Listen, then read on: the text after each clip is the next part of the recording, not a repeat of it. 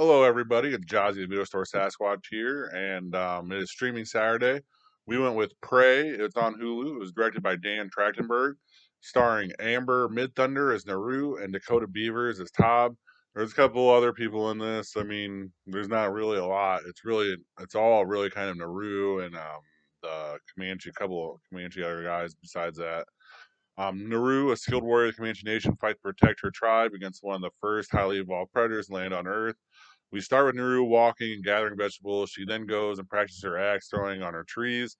We see a deer. She goes after the deer to hunt it. She misses because the predator flew above her at the time, and so this is her first seeing it, and she kind of realized what's going on right then and there. Eventually, it leads to a lion hunting group that is led by Tob, going out and trying to find a lion that was by the tribe.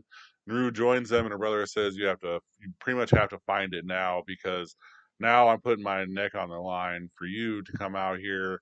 It's kind of a weird relationship between these two at first because the brother really loves her and she really loves him, but at the same time, she's super jealous because she wants to be the guy that her brother is, pretty much, if that makes sense to you guys.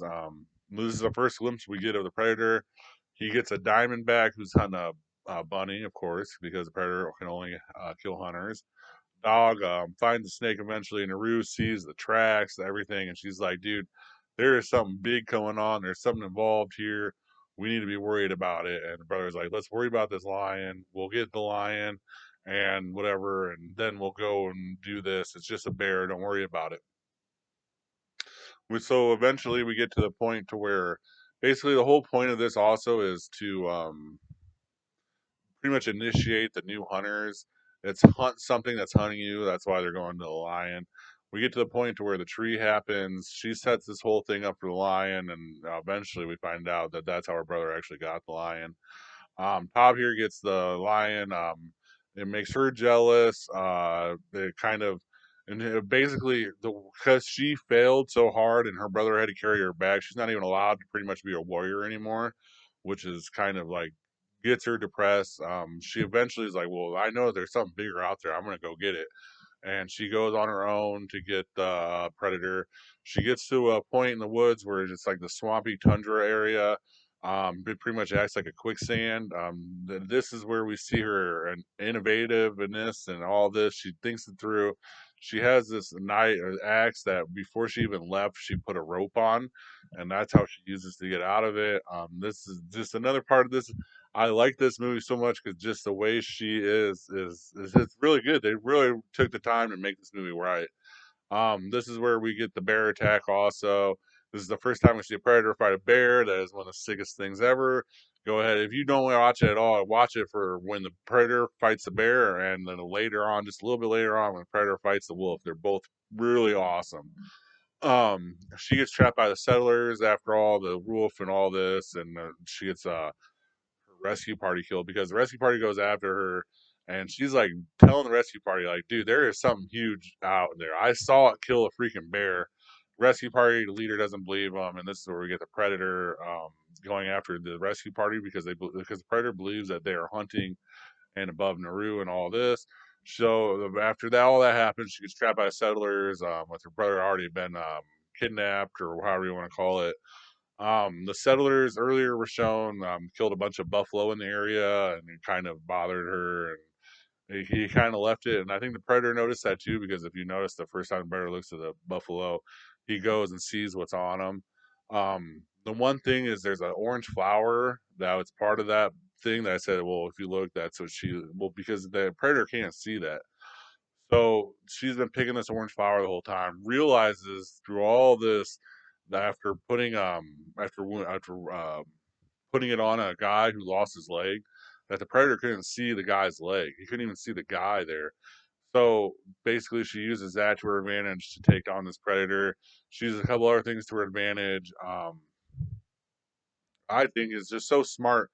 The whoever made this movie was just so smart to have her and make the subtlety parts of her watching. So you're watching her watch this predator while all these are happening, and she baits out the predator. She gets the helmet into a spot to where she can use it to her advantage, and she gets the predator down. I give it, it's action, horror, or action, whatever.